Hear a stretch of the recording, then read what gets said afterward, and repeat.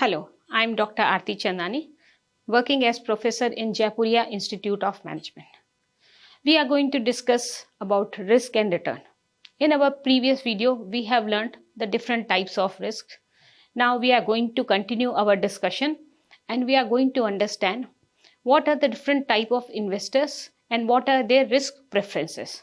So first type of investor is who is indifferent. When I say indifferent, what does it mean? That normally the relationship is that if your risk is increasing, expected return also is increasing. As an investor, I would like to be compensated for that risk, for that additional unit of risk. But when we talk about risk indifferent investor, they are the investor who actually don't mind.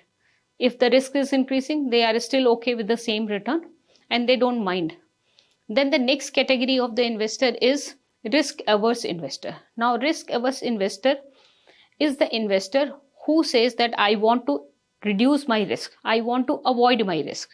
So as much as possible, I will go for lesser risk. But if the risk is there, I would like to be compensated by that risk in terms of getting risk more return, or we call it as the premium.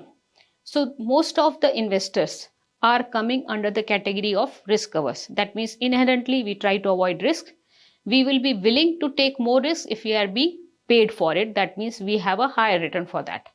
Most of the theories which are related to behavioral finance or investors' behavior, those are taking this base as the investor is a risk averse investor.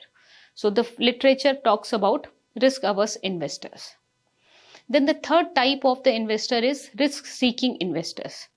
Again, one will find very less number of investors in that category, but yes, it does exist. Like some people want to have thrill.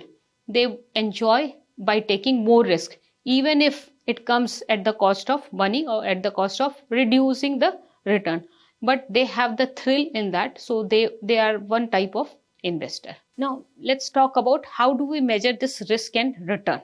When we talk about measuring the risk and return, let's start with measuring the risk for a single asset. Then we will proceed to measuring the risk for a portfolio. So when I say measuring the risk and return of a single asset, that means I am holding one particular asset and I want to measure the risk of that particular asset. So let's see one example.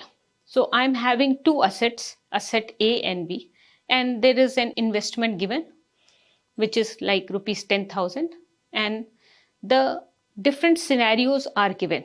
Scenarios are like whether the return could be good, bad, or could be lesser. So now probabilities are assigned to those scenarios. So scenarios are given as pessimistic, most likely, or optimistic.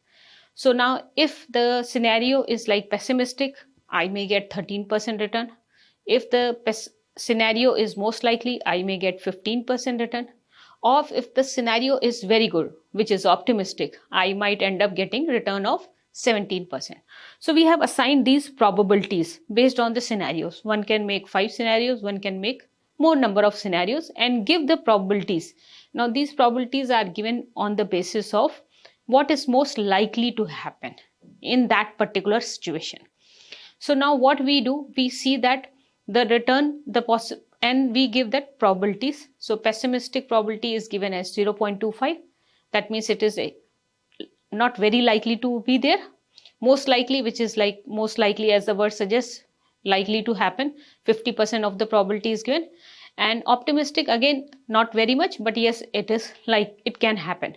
So what we do, we multiply the probability with the return which is expected to give. So for example, in the pessimistic situation, it is expected to give 13% return. We multiply it with 0.25. Then most likely, it is expected to give 15% return, multiply it with 0.5. Then in the optimistic scenario, it is giving the return of 17%, multiply this with the optimistic probability, which is 0.25. So when we multiply all these and then we add it up, now this gives me the return of that particular asset as 15%. So that is the return which this particular asset will give me. So this is how we actually talk about risk measurement with the help of probability distribution.